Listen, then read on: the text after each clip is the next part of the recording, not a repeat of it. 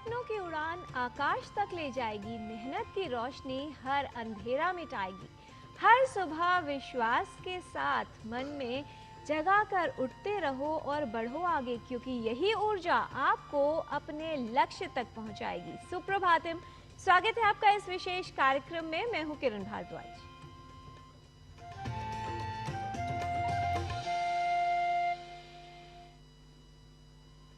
जीवन संघर्षों से मिलकर बनता है। जितना बड़ा संघर्ष होगा, जीत उतनी ही शानदार होगी। संकट के क्षणों में साहस जुटाकर रखना ही व्यक्ति की वास्तविक विजय होती है। समय की परीक्षा कठिन अवश्य होती है, लेकिन उसका परिणाम हमारे प्रयासों, साहस और निरंतर चलते रहने पर निर्भर करता है। इसलिए चाहे समय कितना भी कठिन हो, हमें अपने प्रयास निरंतर करते रहने चाहिए, क्योंकि समय का बदलाव अवश्य आता है और जो कठिन समय में मेहनत करते हैं उनके लिए समय एक नया और उज्जवल बदलाव लेकर आता है। आज का पंचांग युगाब्द 5127, विक्रम संवत 2082, शक संवत 1947, दक्षिणायन मार्गशीर्ष मास, कृष्ण पक्ष, अष्टमी तिथि, बुधवार, अश्लेषा नक्षत्र। आज का दिन सभी के लिए मंगलमय हो। सर्दियों का मौसम आ गया है और ऐसे में सुबह सुबह सभी को चाय पीना बहुत पसंद आता है। ध्यान रखिए, जितनी महत्वपूर्ण हमारे लिए सुबह की चाय होती है या हमें लगती है, उससे कहीं अधिक महत्वपूर्ण होती है सकारात्मक विचार, अर्थात हमारी सकारात्मक सोच। जब भी कुछ बुरा करने का विचार मन में आए तो उसको कल के लिए टालें और जल्द ही उसे अपने मन से निकालें, और कुछ अच्छा करने का विचार आए तो उस कार्य को आज अभी कर डालें। अपनी सोच को सकारात्मक बनाए रखिए, क्योंकि यही हमारे जीवन में करती है ऊर्जा का संचार, और इसीलिए महत्वपूर्ण होते हैं सकारात्मक विचार।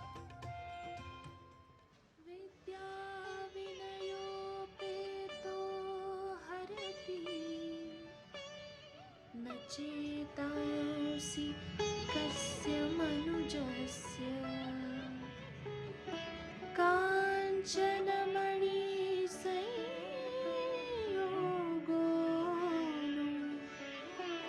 जनयति कस्य लोचनानन्दम्।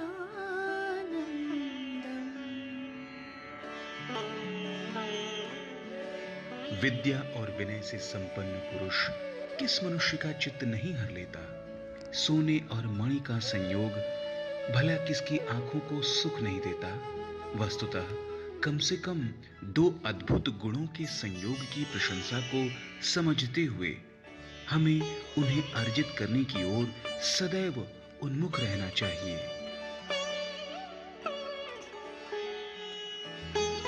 Whose heart doesn't abduct a man endowed with the learning and humility, whose eyes do not the combination of gold and gem give pleasure. In fact, understanding the praise of the combination of at least two wonderful qualities, we should always be oriented towards earning them. भारतीय ज्ञान परंपरा में शिक्षा का महत्वपूर्ण स्थान है। भारतीय परंपरा में मानव जीवन को 4 भागों या आश्रमों में विभाजित किया गया है। जीवन की 4 अवस्थाओं में प्रथम है ब्रह्मचर्य, पूर्णतः शिक्षा प्राप्त करना, अर्थात जो विद्यार्थी है उसके पूर्ण विकास के लिए उसको सही व पूर्ण शिक्षा प्रदान करने का निर्देश है। वैदिक काल में शिक्षा को प्रमुख माना गया और इसके लिए गुरुकुल बनाए गए। दिल्ली में आयोजित अंतर्राष्ट्रीय आर्य महासम्मेलन में वैदिक गुरुकुल प्रदर्शनी लगाई गई। तो आइए आपको दिखाते हैं वैदिक काल की गुरुकुलीय शिक्षा पर आधारित हमारी सहयोगिनी लता वशिष्ठ की ये विशेष रिपोर्ट।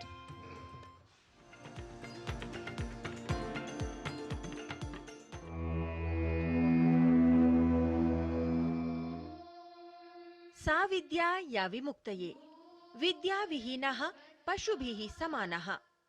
किम किम न साधयति कल्पलतेव विद्या। भारतीय ग्रंथों में वैदिक काल से ही इस प्रकार के अनेक मंत्र और श्लोक हैं जो शिक्षा का महत्व बताते हैं। वैदिक भारत की शिक्षा व्यवस्था का मुख्य उद्देश्य व्यक्ति का नैतिक, आध्यात्मिक और बौद्धिक विकास करना था।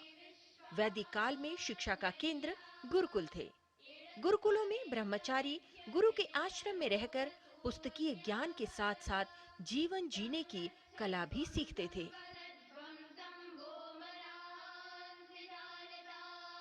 जन्म से लेकर 25 वर्ष की आयु तक विभाजित गुरुकुलीय शिक्षा निस्वार्थ सेवा, संयम, सत्य, संस्कार और धर्म के मूल्यों पर आधारित थी, जिसमें विद्यार्थियों के चरित्र निर्माण, आत्मसंयम और कर्तव्य भावना को सर्वोपरि माना जाता था। गुरुकुल शिक्षा का आरंभ बच्चे के वेदारंभ संस्कार से किया जाता था और वेद, उपनिषद, गणित, खगोल, चिकित्सा, युद्ध कला और शिल्प कला जैसे विषयों का अध्ययन कराया जाता था। गुरुकुल शिक्षा का उद्देश्य केवल जीवन यापन नहीं, बल्कि ऐसे मानव का निर्माण था जो समाज, राष्ट्र और विश्व के लिए उपयोगी हों। वर्तमान समय में वैदिक शिक्षा परंपरा को जीवंत करने में अनेक संतों के साथ ही महर्षि दयानंद का भी महत्वपूर्ण योगदान रहा, जिन्होंने आर्य समाज की स्थापना की और वैदिक पद्धति के माध्यम से गुरुकुल शिक्षा को पुनः प्रारंभ किया। सरस्वती वाजेभिर्वाजिनीवती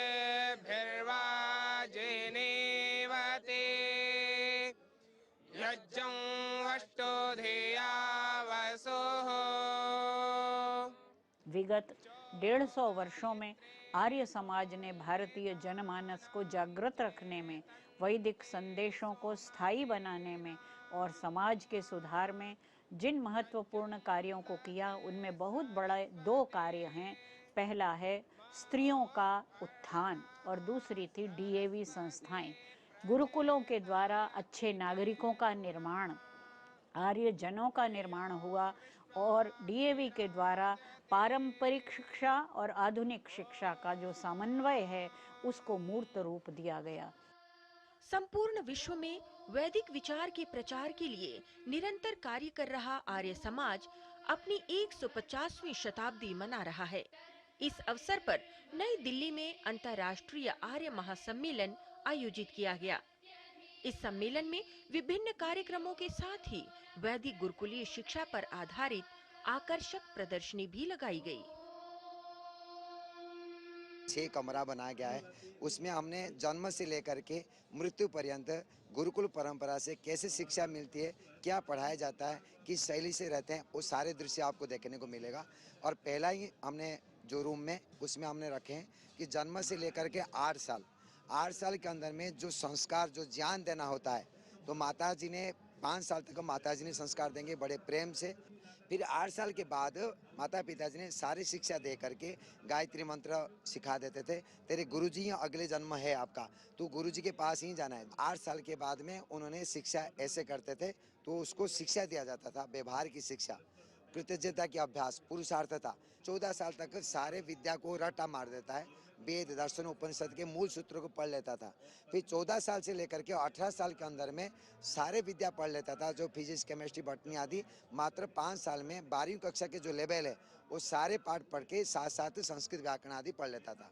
फिर 18 से 25 साल तक कोई भी एक विषय में वो ऑनर्स लेकर के पढ़ाई करे।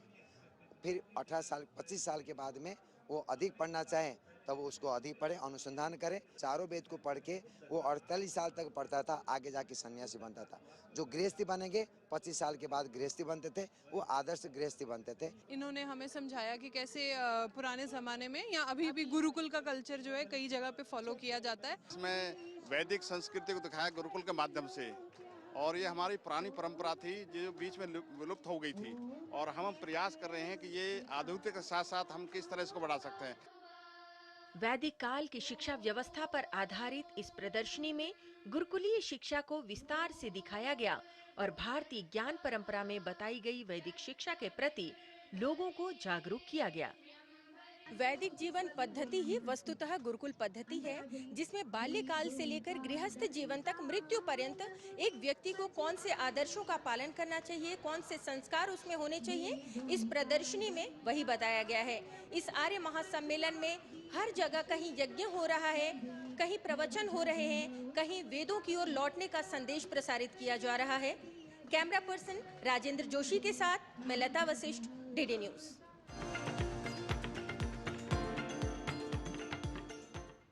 जिस प्रकार प्रकाश के अभाव में किसी भी वस्तु को देखना संभव नहीं होता, ठीक उसी प्रकार ज्ञान के अभाव में अपने जीवन को सही मार्ग पर, सही दिशा में ले जाना असंभव सा लगता है। ज्ञान किसी भी रूप में हो जीवन का उद्धार करता है।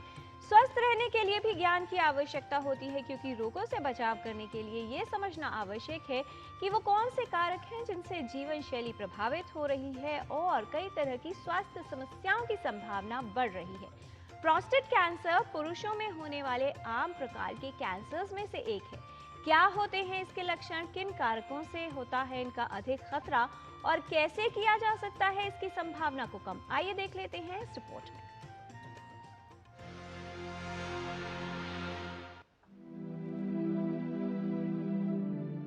कैंसर स्वास्थ्य के लिए बड़ा खतरा है। कुछ कैंसर ऐसे हैं जो पुरुषों को ही प्रभावित करते हैं। प्रोस्टेट कैंसर यानी गुदूद ग्रंथि का कैंसर पुरुषों में होने वाला एक आम कैंसर है। आयु बढ़ने के साथ प्रोस्टेट कैंसर की संभावना भी बढ़ जाती है। प्रोस्टेट पुरुषों में एक छोटी ग्रंथि है जो प्रजनन तंत्र का भाग होती है। ये वीर्य का उत्पादन करती है जो शुक्राणुओं को पोषित और परिवहित करता है। जैसे जैसे उम्र बढ़ती जाती है, प्रोस्टेट बढ़ने की क्षमता और प्रोस्टेट कैंसर होने की क्षमता दोनों बढ़ जाती है। जैसे अगर 50 साल की उम्र में जो जो चांसेस हैं वो 60 साल की उम्र में डबल हो जाएंगे। तो एक तो फैमिली हिस्ट्री बहुत इंपॉर्टेंट है। दूसरी चीज़ है, जो लोग मोटे होते हैं, जिनका बीएमआई ज़्यादा होता है, फैटी फूड ज़्यादा खाते हैं और ब्लड प्रेशर, ये दो थोड़ा सा रिस्क फैक्टर माने गए हैं प्रोस्टेट कैंसर के लिए। सबसे इम्पोर्टेंट है कि इसमें स्क्रीनिंग। तो जब हमें लगता है कि एक तो 50 साल के बाद या फिर पेशाब के कोई सिम्टम्स आ रहे हैं, तो उसमें स्क्रीनिंग होनी चाहिए, जिसका एक बहुत ही सिंपल टेस्ट है serum PSA, prostate specific antigen. अगर ये 4 की वैल्यू से कम है तो वहाँ प्रोस्टेट कैंसर होने की संभावना लगभग ना के बराबर है। अगर ये 4 के ऊपर है तो तब हमें स्पेशलाइज टेस्ट करने पड़ते हैं, जिसमें बहुत ही इंपॉर्टेंट टेस्ट है एमआरआई।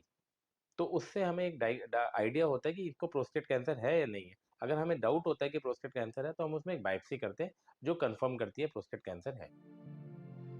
प्रोस्टेट कैंसर सबसे आम प्रकार के कैंसर में से एक है। कई प्रोस्टेट कैंसर धीरे धीरे बढ़ते हैं और प्रोस्टेट ग्रंथि तक ही सीमित रहते हैं, जहां ये गंभीर नुकसान नहीं पहुंचा सकते। जबकि कुछ प्रकार के प्रोस्टेट कैंसर धीरे धीरे बढ़ते हैं और उन्हें न्यूनतम या कोई उपचार की आवश्यकता नहीं होती। अन्य प्रकार के कैंसर आक्रामक होते हैं और तेजी से शरीर के अन्य अंगों में फैल सकते हैं। जैसे ही हमें पता चलता है प्रोस्टेट कैंसर, हमें देखना पड़ता है ये कौन सी रिस्क कैटेगरी का कैंसर है, लो रिस्क, इंटरमीडिएट रिस्क और हाई रिस्क। जो लो रिस्क के कैंसर है वो ऐसे कैंसर है जिनका ट्रीटमेंट नहीं भी करेंगे तो कोई दिक्कत नहीं होने वाली मरीज को। ये इंटरमीडिएट और हाई रिस्क वाले कैंसर है जिसमें हमें देखना पड़ता है इसमें सर्जरी अच्छी है पेशेंट के लिए, रेडियोथेरेपी अच्छी है, तो कौन सा हमें ट्रीटमेंट मल्टीपल ऑप्शन है, हमें वो पेशेंट से डिस्कस करके और सही ट्रीटमेंट उसको बताना पड़ता है। मगर दो इंपॉर्टेंट ट्रीटमेंट है, सर्जरी जिसको हम रेडिकल प्रोस्टेक्टोमी बोलते हैं और एक रेडियोथेरेपी, इसमें जो प्राइमरी ट्रीटमेंट है इसके दो। प्रोस्टेट कैंसर पुरुषों में सबसे आम प्रकार के कैंसर्स में से एक है। आयु बढ़ने के साथ इसकी संभावना भी बढ़ जाती है। प्रारंभ में प्रोस्टेट कैंसर में कोई स्पष्ट लक्षण नहीं होते। प्रोस्टेट कैंसर के लक्षण प्रोस्टेट की अन्य समस्याओं से मिलते जुलते होते हैं, जिसकी वजह से कई बार इसकी पहचान में देर हो जाती है। प्रोस्टेट कैंसर का इलाज सही समय पर न हो तो ये शरीर के अन्य अंगों में फैल सकता है। रोगी की जटिलताएं बढ़ सकती हैं और ऐसी अवस्था में इलाज करना कठिन हो जाता है। आवश्यक है कि प्रोस्टेट कैंसर की पहचान जल्द हो सके। ऐसा तभी संभव हो सकता है जब प्रोस्टेट कैंसर के लक्षणों को लेकर सतर्क रहा जाए। अपना हेल्दी लाइफस्टाइल, अपना डायबिटीज ठीक रखिए, ब्लड प्रेशर ठीक रखिए, तो ये इससे हमारी थोड़ी संभावना कम होती है। सबसे इम्पोर्टेंट चीज़ है, अगर प्रोस्टेट कैंसर की संभावना है तो राइट डॉक्टर चुनना, उसमें डरने की जरूरत नहीं है। बायोप्सी जब वो बोलते हैं, काफ़ी लोगों में ये भावना है कि बायोप्सी होगी तो भाई कैंसर और फैल जाएगा। जैसे हमारे पास भी बहुत सारे पेशेंट आते हैं इस तरीके की बातें करते हैं, तो बिल्कुल मिथ है। आपको अगर जो उसके ट्रीटमेंट प्रोटोकॉल में बायोप्सी आती है तो वो करनी चाहिए। रिस्क स्ट्रेटिफिकेशन होगी लो रिस्क है, इंटरमीडिएट रिस्क है, हाई रिस्क है, अकॉर्डिंगली सर्जरी या रेडियोथेरेपी पे जाना चाहिए। अगर आप उसको अर्ली स्टेज में पकड़ लेते हैं तो 100% पूरा क्योर हो जाएगा। बट अगर आप डिले करते हैं और ये मेटास्टेटिक हो जाता है, कैंसर फैल जाता है, तो इसका फिर कोई क्योर नहीं है। जो ओबेसिटी है, मोटापा, वो कंट्रोल करेंगे, हेल्दी लाइफस्टाइल रखेंगे। और दूसरा चीज़ है कि अगर आपकी फैमिली हिस्ट्री है तो 40 साल के बाद, और फैमिली हिस्ट्री नहीं है तो 50 साल के बाद रेगुलर स्क्रीनिंग, जिसको सीरम पीएसए बोलते हैं, वो कराना है हर साल। आवश्यक है कि प्रोस्टेट कैंसर को जल्द पहचान कर सही इलाज करवाया जाए। प्रोस्टेट कैंसर का पूर्ण इलाज संभव है। जल्द इलाज से न सिर्फ जटिलताओं की संभावना कम होती है, बल्कि व्यक्ति को पूर्ण रूप से ठीक किया जा सकता है। इससे व्यक्ति का बेहतर जीवन सुनिश्चित किया जा सकता है। स्वस्थ जीवन शैली और प्रोस्टेट कैंसर के विषय में जागरूकता इसके खतरे को कम करने का एक उपयोगी विकल्प है। किरण भारद्वाज, डीडी न्यूज।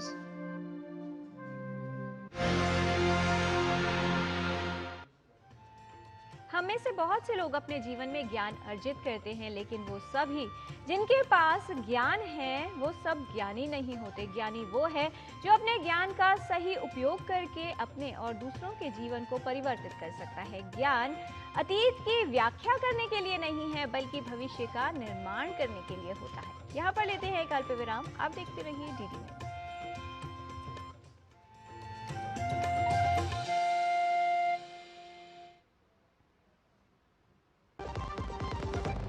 हिंग देना, वो वाली MDH की सुपर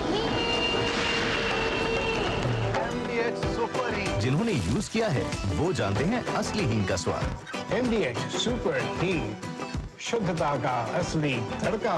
असली मसाले सच सच MDH। क्या बात है, बहुत फिट लग रहा है। 3 महीने में पैसे डबल, वाह, फास्ट और हाई रिटर्न्स भी। क्या स्कीम है? कल तो नहीं थी यहाँ, और कल होगा भी नहीं। तूने कभी 5 ओवर में डबल सेंचुरी मारी है? ऐसे स्कीम के बहकावे में आके हम धोखा खा सकते हैं। और RBI कहता है अपना पैसा सुरक्षित रखो और समझदारी से निवेश करो। अगर ज्यादा रिटर्न के पीछे भागोगे तो रिस्क भी उतना ही उठाओगे, और फास्ट रिटर्न से बच के, और फास्ट बॉलिंग से भी। RBI कहता है जानकार बनिए, सतर्क रहिए। सुनो, एक अच्छी इंश्योरेंस पॉलिसी AI से पूछते हैं। एक ऐसी पॉलिसी जिसमें प्रीमियम पेमेंट हो लिमिटेड पर इनकम आती रहे लाइफ टाइम। LIC का जीवन उत्सव। एक ऐसी पॉलिसी जो दे होल लाइफ इंश्योरेंस कवर भी। LIC का जीवन उत्सव। वाओ, चलो तो LIC की जीवन उत्सव पॉलिसी ही लेते हैं। मैं भी तुमसे यही कह रही थी, LIC का जीवन उत्सव। लाइफ टाइम सेलिब्रेशन मनाइए LIC के जीवन उत्सव के साथ। फ्यूचर सेट है। सस्ते वाले दाल मसाले स्वाद हुआ बेकार। MDH की हल्दी मिर्ची धनिया करे कमाल। ये रंग दे, ये खुशबू दे, ये तीखा, ये कम पड़े। क्या निराला MDH मसाला।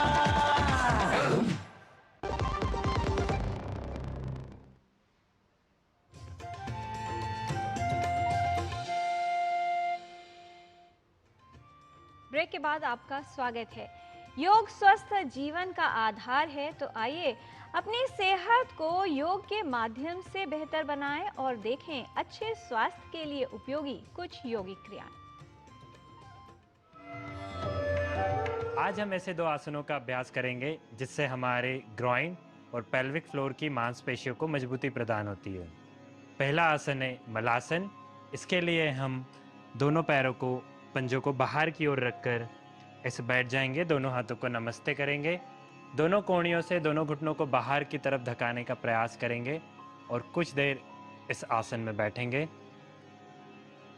फिर धीरे से बाहर आ जाएंगे। दूसरे आसन का नाम है सेतु बंधासन। उसके लिए हम अपनी पीठ के बल लेट जाएंगे, करवट लेंगे अपने एक साइड और धीरे से अपनी पीठ के बल लेट जाएंगे। दोनों पैरों के बीच में कमर के बराबर की दूरी, हाथों को नीचे मैट पर रख देंगे। सांस लेते हुए धीरे से अपने कूल्हों को ऊपर की तरफ उठाएंगे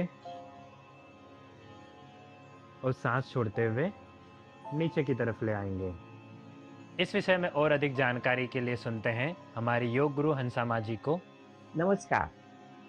हम लंबे समय आजकल बैठे रहते हैं तो ये पेल्विक रीजन में हमेशा दबाव रहता है और उसके लिए हमको एक्सरसाइजेस करना ज़रूरी हो जाती है। लेकिन ये एक्सरसाइज बहुत ज़्यादा एक साथ मत करें, नहीं तो वहाँ फिर से टाइटनेस आ जाता है। इसलिए धीरे धीरे इंटेंसिटी बढ़ाना ज़्यादा अच्छी बात है। पीछे नहीं पड़ जाना हाथ धो के, वो सही रहेगा। रोज थोड़ा थोड़ा करना। दूसरा, मैग्नीशियम का इंटेक बढ़ाइए, और मैग्नीशियम बढ़ाने का सबसे अच्छा सोर्स है हरी पत्तेदार सब्जियां।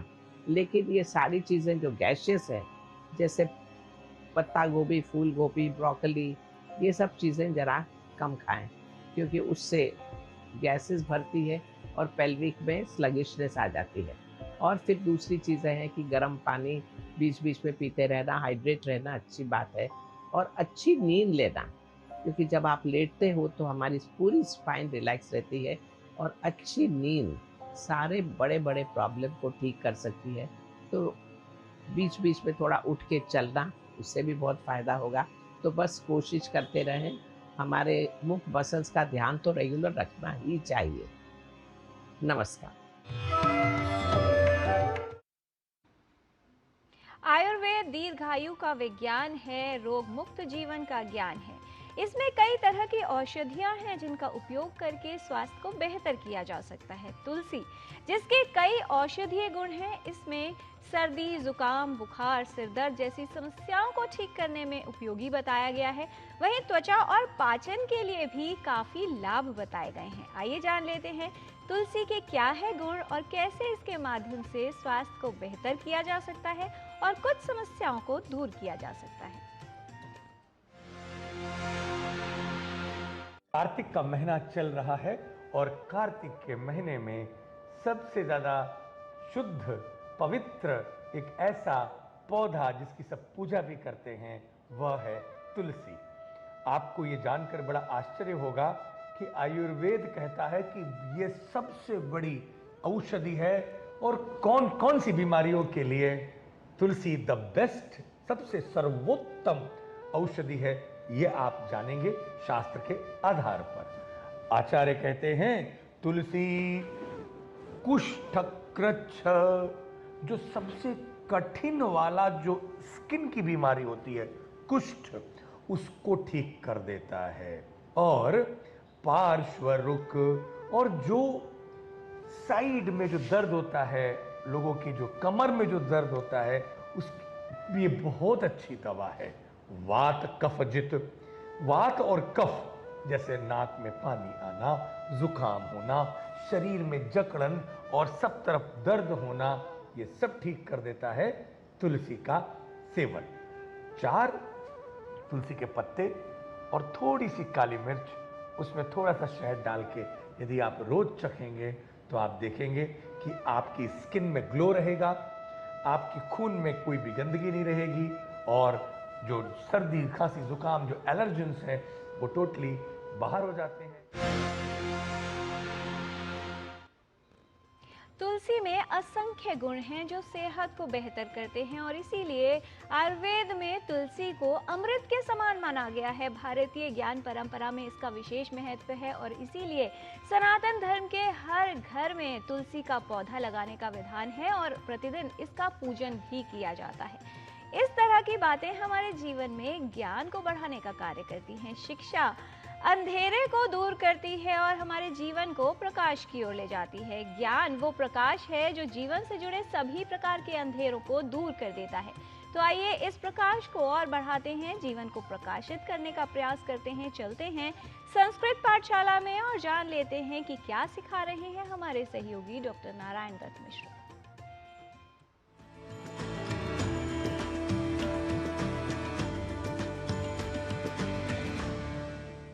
नमामि संस्कृतानुरागी दर्शक वृंदम। संस्कृत पाठशालायाः अभिनवकक्षायां समेषाम् अस्तु स्वागतम्। अहमस्मि नारायण दत्तमिश्रः, भवत्समक्षं पुनरपि उपस्थितः। संस्कृत पाठशाला में आपने यह जान लिया है कि भव और भवः, इन 2 शब्दों के अर्थ हैं परस्पर भिन्न। अर्थात भव का अर्थ है हो या हो, जबकि भवः का अर्थ है संसार या शिव। तो यशस्वी भव, सौभाग्यवती भव, विजयी भव जैसे प्रयोगों को इनके अर्थों के साथ स्पष्टता और शुद्धता के साथ व्यवहार करने की प्रवृत्ति से चूंकि अब आप हो चुके हैं परिचित, तो इसी क्रम में आज बात भव इस शब्द से जुड़ी कुछ प्रसिद्ध सूक्तियों की भी, जिनसे हमारी भारतीय संस्कृति की विशेषता स्वतः परिलक्षित हो जाया करती है। आप सभी ने कभी न कभी यह सुना ही होगा, जबकि मैं तो समझता हूं कि आप लोगों ने पढ़ा भी होगा। आचार्य देवो भव, मातृदेवो भव, पितृदेवो भव, अतिथि देवो भव।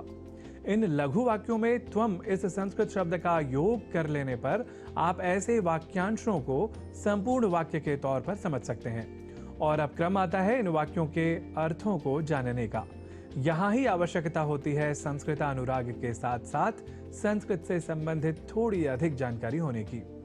ऐसा हम इसलिए कह रहे हैं क्योंकि हम में से कई इन वाक्यांशों को इनके मूल अर्थ से कुछ भिन्न रूप में समझा करते हैं, और इसके लिए कारण संभवतः कहीं असावधानी या शीघ्रता से लिखे जाने की प्रवृत्ति को ही हम नहीं ठहरा सकते। कई बार तो हम कुछ अधिक सामान्यीकरण की दुष्प्रवृत्ति से भी प्रभावित हो जाया करते हैं। आइए इसे हम इनके तथा कथित प्रचलित या जनसामान्य में स्वीकृत या स्वीकारित अशुद्ध अर्थों के माध्यम से समझ लेते हैं। जैसे आचार्य देवो भव, मातृदेवो भव, पितृदेवो भव, अतिथि देवो भव को हम में से कई आचार्य देव होता है, माता देव या देवता होती है, पिता देव होता है और अतिथि देव होता है, ऐसा समझ लेते हैं। जबकि इन प्रयोगों के वास्तविक शुद्ध और सर्वथा स्वीकृत अर्थ कुछ इस प्रकार हैं। जिसके लिए आचार्य देव है वैसा हो या बनो, जिसके लिए माता देव या देवता है वैसा हो या बनो, जिसके लिए पिता देव है वैसा हो या बनो, और जिसके लिए अतिथि देव है वैसा हो या बनो। तो आपने सर्वथा शुद्ध अर्थों के साथ आचार्य देवो भव, मातृदेवो भव, पितृदेवो भव, अतिथि देवो भव जैसे प्रयोगों को भली भांति जाना और समझा।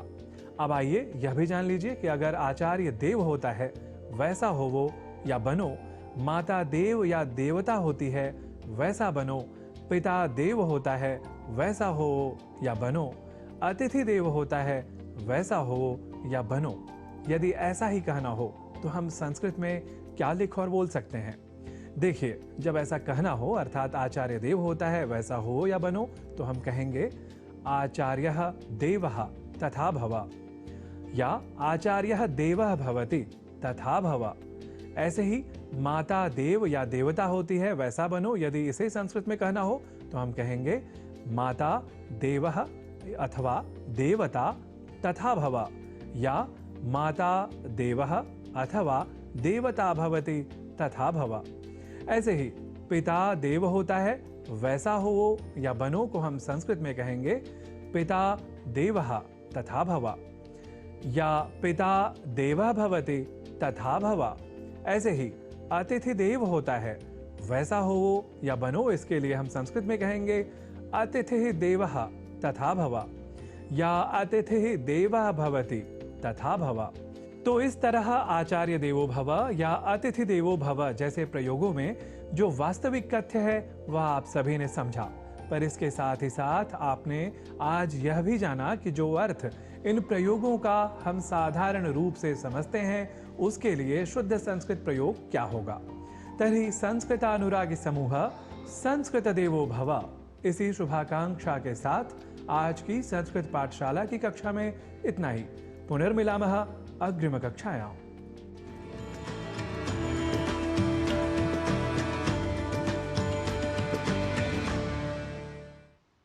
अपने जीवन में ज्ञान को शामिल कीजिए, सम्मिलित कीजिए और हर अंधकार को दूर कीजिए। यदि जीवन में अंधेरा हो तो उजाला मांगो, रात की चांदनी से सवेरा मांगो। जीवन में धन दौलत बहुत आवश्यक नहीं है, यदि कुछ मांगना ही है तो ईश्वर से हर सांस में उनका बसेरा मांगो। आज के कार्यक्रम में इतना ही। हमारी पूरी टीम को दीजिए अनुमति। नमस्कार।